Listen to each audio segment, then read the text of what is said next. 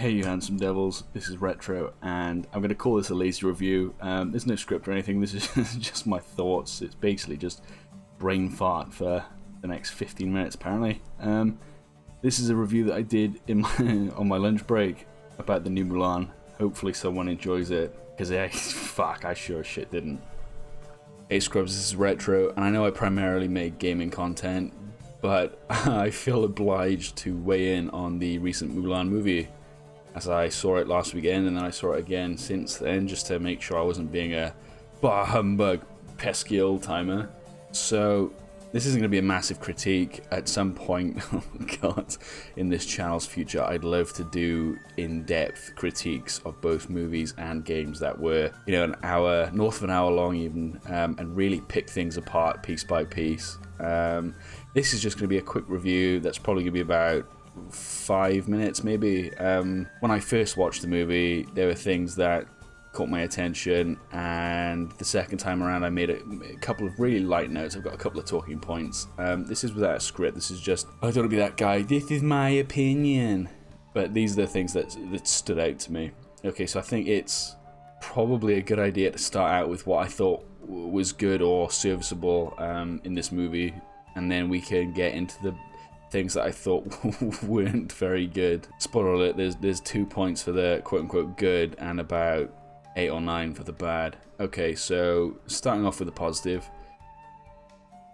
There were scenes in the movie where certain characters perform incredible, just superhuman acts, such as somebody shoots an arrow at Jet Li and he literally just catches it in midair. Spoiler alert. And certain characters can do this. I was thinking that was really cool, that was a cool moment, and it would be much more enjoyable for me if, because the film exists in this weird realm where it's trying to emulate that Crouching Tiger, Hidden Dragon style of over-the-top combat and martial arts mixed in with gravity-defying feats. And it just lives in the middle. It doesn't really dig its heels in and get hooked into that in a big way. It sort of half-asses it, and so, oh god, we're in negatives already, I can't help it. Okay, so the positive would be, I would love to have seen certain characters such as Jet Li, who's the Emperor, because the Emperor in the old Mulan was this craggy ass old Dumbledore guy, and he was very frail, although you could tell he was respected, but he was very frail.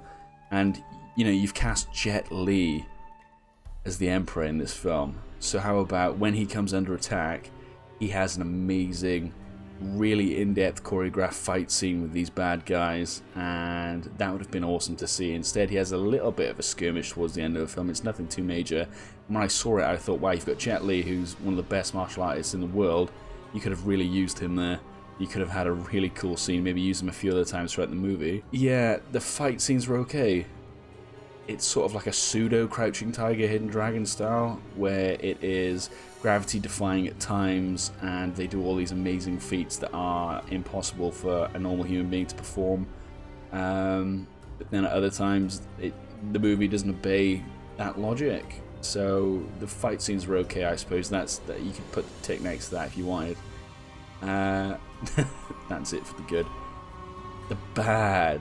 Dun dun. So the first point I've got written down is Mulan's father in the old movie, and a lot of this is going to be compare and contrast because I hold the first movie up as one of my favourite Disney movies. I think The Lion King, Mulan, the classics to me. Mulan's probably my second favourite, after The Lion King, but Mulan is so amazing, the animated movie.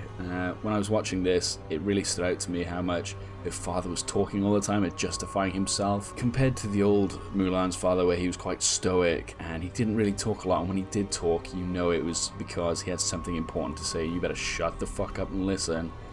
In this movie, he doesn't stop talking. I think that's a detriment to his character. I just thought, you know, he's not stoic, he doesn't have that respectable warrior vibe, he's just, you know, your average Farmer Joe. Didn't come across to me as someone who has great respect. He's always justifying himself and having discourse with his wife, and if you've seen the old Mulan, you know that she might talk at him, but when he talks, she shuts the fuck up. And Mulan has a sister now. Do you know what? This is a negative because they added a sister in, and I thought, oh, this is going to be interesting, and I couldn't wait to see what it added to the movie, and it adds absolutely fucking nothing. The only thing that happens with her sister is her sister's afraid of spiders, and when they're in the matchmaker's house in the old movie, the cricket gets in trouble and causes a big hubbub. But in this movie, it's a spider that scares her sister, and Mulan has to whap it, and then she's like juggling fucking crockery. It's garbage, or as the French would say, garbage. God, that was... They could have done something really interesting there, but they didn't. So, I'll pry into it a little bit. So, her mother basically says at the start of the movie, oh, his sister, whatever her name is, you know, a perfect little girl. She's getting ready to be married and all that sort of stuff. And Mulan's not like that. And she has to say that because we don't really have a point of reference. Whereas in the old animated movie, you see the three other women with the matchmaker, and so you see how they act, and you notice that Mulan is the irregular one. She's the anomaly. She doesn't act how everyone else acts or every other woman acts. But we don't have that reference here because that whole scene has been butchered. Fucking hell. As well as the addition of her sister, Mulan no longer has that crazy... You know, remember that wacky old grandmother with the lucky cricket? Yeah, the grandmother's gone, and so's the fucking cricket.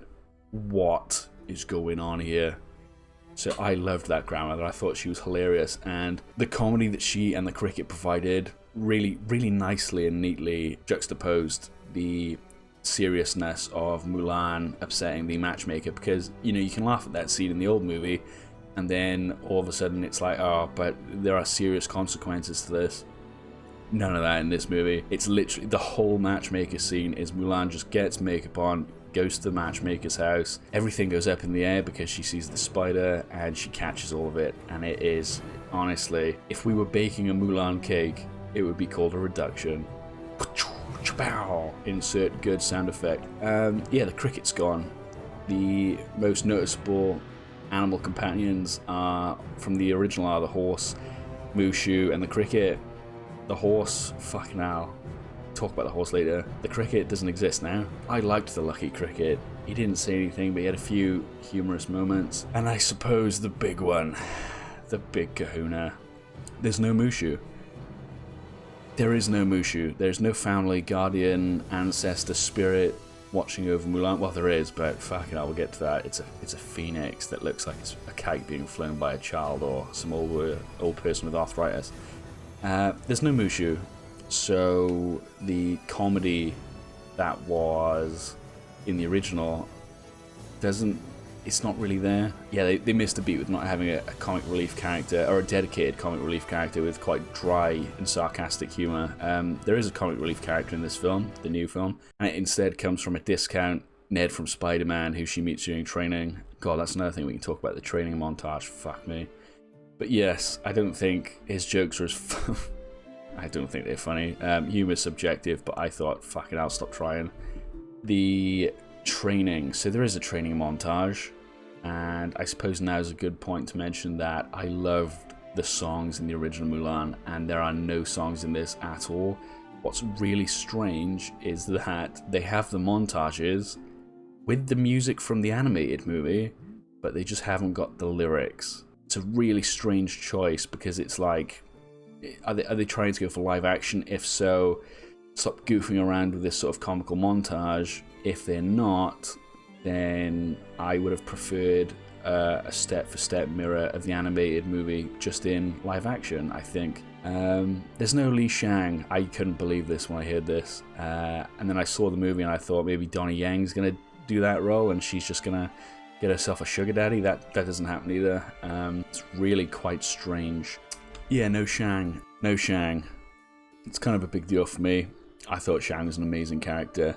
You know, he starts out in the animated movie as this super serious young officer who just wants to make his father proud, and I can understand that. I can see where he's coming from. And then through his interactions with Mulan, he becomes a good leader of men, and his perspective on things changes, and he develops a great relationship with Mulan. And yes, Shang is into Ping, and then Shang is into Mulan. Very, very decadent. But I tell you what they do. Instead of Mulan having Shang to fall in love with, she instead has a love interest. It's about an eighth as interesting. Maybe I think maybe that's being generous. He's just one of the guys that's at the base. That's fighting alongside her. It's not very interesting, and it doesn't really feel organic. It's sort of like Mulan's the best fighter there, and he's the other best fighter, and they fall in love because of that.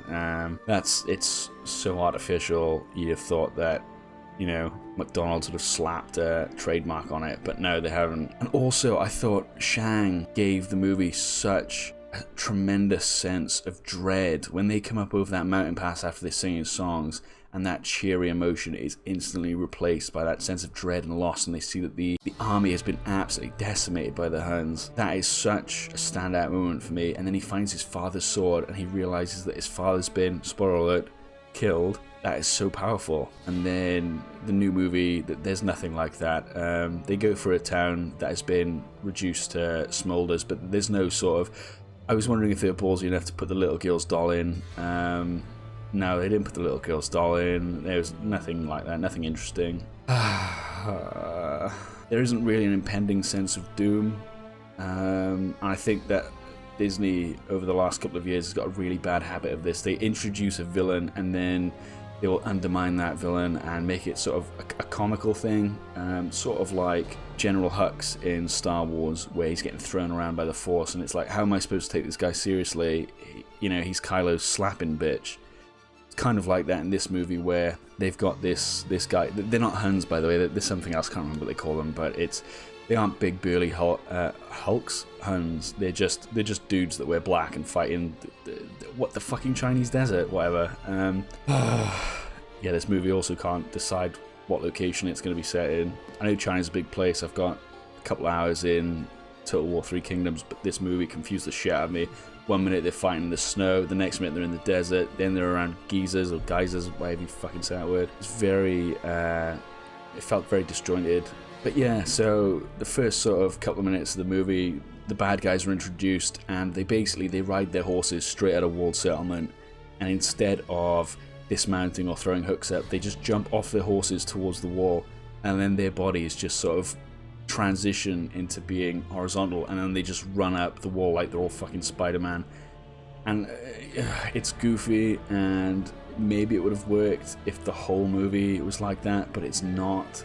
And then about 4 or 5 minutes after that, he's having a talk with the witch. There's a witch in this movie, that's another negative. And she grabs hold of him and basically says, look, I've got your balls in my hand, I'll fucking crush him. So that instantly just, we lose any sense of dread that we had about this character. You know, he's Persian Spider-Man and he's a cuck. Okay. Fuck the witch. Yeah, so the Huns in the original, they were big burly guys. They looked like villains, you know? They had sharp features and sort of jagged teeth. They were scary dudes. I'm pretty sure they had yellow eyes. They looked more like animals than men, and that was terrifying. Not in this movie. Besides the main guy and the witch, the rest of them, or the rest of the baddies are... You couldn't identify them. They've all got, like, hoods on and things like that. They're basically just faceless entities. The baddies, the Huns in the original Mulan stand out to me, especially, you know, the scene with the two messengers, and they send them back to send a message to the Emperor, and he says, how many men does it take to deliver a message? And in a very sadistic way, his archer is like, 1, and then he shoots one of the messengers. There's none of that. Yeah, it's very flat. The villain's flat. I don't know why there's a witch in this. So I suppose you'd say that the new villains have no bite. They're just all, they're not even barked. They're just kind of like a wet puppy that has been kicked a few times. Nothing really to write home about. Why is there a witch in this movie? Well, I suppose it's because Disney loves a bit of girl on girl. Nice one, Doris. Nothing like a bit of girl on girl. I don't know. I thought that a really strong point of the original animated movie was that he was this really physical, really, you know, masculine character, the main Hun, I mean, and Mulan overcame him with her own version of strength, which was agility and mental dexterity. She outsmarted him, basically. And I thought that that was the whole point of the movie, is that although she's not as big as strong, she can use her brain and overcome it anyway and beat him at his own game. And that's gone now, so sorry girls, you want to be empowered? Nope, not in this movie. Let's talk about that as well. Forget about the witch. She's not really important. She just does things that make no sense. Let's talk about the chi, the Deus Ex juice of the movie. So in the first few moments, you see Mulan as a child, and it standed out. Fuck me. And it stood out to me instantly that she was sort of doing pirouettes and winging this, I don't even know what you call it, like flailing or flourishing, this stick around. Like she'd been doing martial arts for like 25 years, and at this point she's like 5, and it's the introduction to the movie. That was difficult. And what they do in this movie is they kind of use this thing, and they refer to it as chi, and chi is basically the Force from Star Wars, but in Mulan. So you've either got a lot of chi, or you don't have any chi, and you're normal. Mulan's got a lot of chi, which means that she's basically Neo from the fucking Matrix out the box. She doesn't need to do any of the training that the original animated movie made Mulan go through. This Mulan is sort of like a preloaded version of Mulan that knows all this crazy shit from nowhere. She was just born. She's basically the special one, or special person, which again detracts from the original animated movie of anyone can make a difference. In this movie, it's you can make a difference so long as you were born with a shit ton of chi, like Mulan is. Yeah, didn't really like it, and the amount of times people say the word chi, and it was sort of like the longer the movie went on, every time I heard the word chi, I'd cringe a little bit and think, oh god, it was kind of like being stabbed very gently by an old lady. That wasn't a good feeling. So yeah, anyone who can catch an arrow or run up walls horizontally, they've got fucking chi coming out their ears. Anyone who is a normal soldier hasn't got that much chi. If you're a farmer, you didn't get enough chi. If you're a basic housewife, you didn't get enough chi. If you haven't got chi, you can't do shit. This 5-minute little discussion or review about the movie isn't really going my way. It's probably gone over a little bit. Yeah, that says it's been about 10 minutes. I might add a couple of tidbits in. But yeah, no, I really didn't enjoy this movie, and luckily for me I went in knowing, because I'd seen the reviews anyway, and I went in knowing that it was going to be quite pants. So my expectations were at floor level, and I think that knowing that going in, I sort of treated it a bit like a bad comedy, where it's sort of like kind of like a slapstick comedy. Oh, before I forget, there's also some just cuts in the movie between transitioning events that are fucking... That's my diffuser, cherry scented. That are absolutely fucking bonkers. So there's this point in the movie where the army is getting pelted by it's either a mangonel or a trebuchet or something, and Mulan is behind the army that is in front of the trebuchet army, right? And she's on her horse and she sees that the army's getting pelted, and then she just fucking teleports behind the enemy army, and all of a sudden she's behind them. They haven't seen her at all, so somehow she's got her fucking horse up there and everything, and she's gone all the way around. Oh, and by the way, she puts up allied helmets, so at some point she's collected allied helmets from fucking somewhere and taken them up to this behind the enemy army, and no one sees her, and it's just a really hard cut. It's really disorienting and it makes no sense. She's basically just teleported with a big fucking horse. So if I was going to rate this movie, fuck, how would I even do a rating system? Out of 5 stars, I'd probably give it an erect 1 star out of 5. I thought it was crap. I thought the original was really strong, had some really good messages in there and morals. This movie is, I wouldn't say a disaster, but it's pretty close to disaster. I think they really wasted having Donnie Yen in there. He is amazing. So's Jet Li. I would have loved to have seen them in more scenes, doing more incredible martial arts, because that's what they're known for. But no, they can't do that. I think Donnie Yen kicks ass for about 10 seconds towards the end of the movie, and then that's it. The rest of the time he's just talking and, you know, chest bumping. Dude, bro, oh, fucking women, oh, she's a woman, oh, women are great. It's really ham-fisted. Yeah, so 1 star out of 5. Shocking. So if you like this, I don't know, is this a review? I'm going to call it a review because I gave a score. If you like this, I might do another film review at some point. Might not, see how I fancy. If you're new around here and you enjoyed watching me kick the shit out of this movie for 5, 10 minutes, 12 minutes, however long this fucking video is going to be, maybe think about subscribing, give me a like, because you know, more likes equals more chi. I'll catch you guys again. Peace.